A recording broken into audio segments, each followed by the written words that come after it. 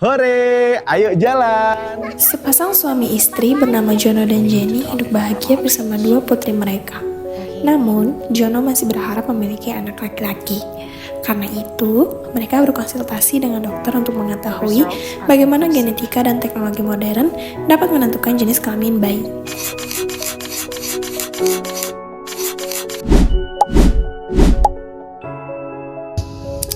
Halo semuanya, perkenalkan aku Nabil. Aku mau menjelaskan apa itu ilmu genetika. Jadi ilmu genetika adalah suatu percabangan ilmu yang mempelajari tentang gen, DNA, dan bagaimana orang tua mewarisi sifat kepada anaknya. Jadi ilmu genetika itu ditemukan oleh Gerd Mendele pada saat percobaan kacang polong. Jadi dari ilmu genetika kita bisa tahu bahwasanya bagaimana orang tua mewarisi sifatnya kepada anak.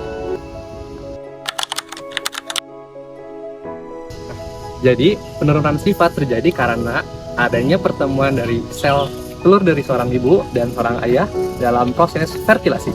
Kromosom biasanya terbawa dari orang tuanya, mempengaruhi karakteristik dan sifatnya. Contohnya seperti tinggi badan, warna kulit, dan bentuk rambut. Halo semuanya, saya Adit. Jenis kelamin manusia ditentukan oleh kromosom X dan Y. Menurut penjelasan dari ruang guru, perempuan memiliki kromosom XX, sedangkan laki-laki memiliki kromosom XY. Sel telur ibu selalu membawa kromosom X, sedangkan sperma ayah membawa kromosom X atau Y. Jika sperma X membawahi sel telur, maka bayi perempuan, sedangkan sperma Y akan menghasilkan bayi laki-laki. Terima kasih.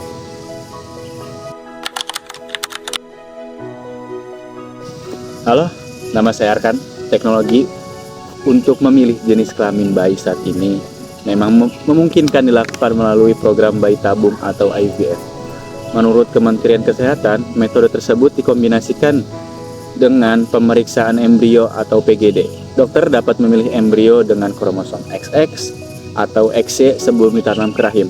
Namun, teknologi ini biasanya digunakan untuk tujuan medis tertentu. Terima kasih. Halo semuanya, saya Mazaya.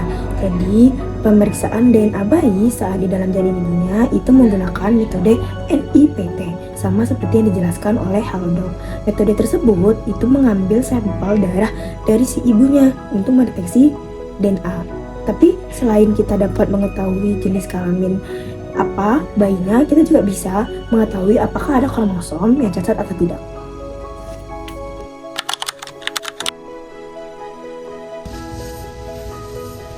Halo, aku Sabrina.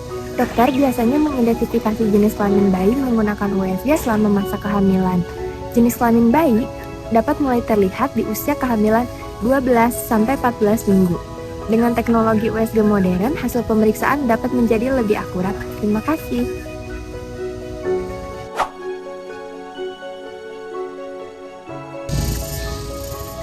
Halo, saya Michelle. Jadi dapat disimpulkan bahwa genetika itu mempengaruhi penurunan sifat dan jenis kelamin pada manusia.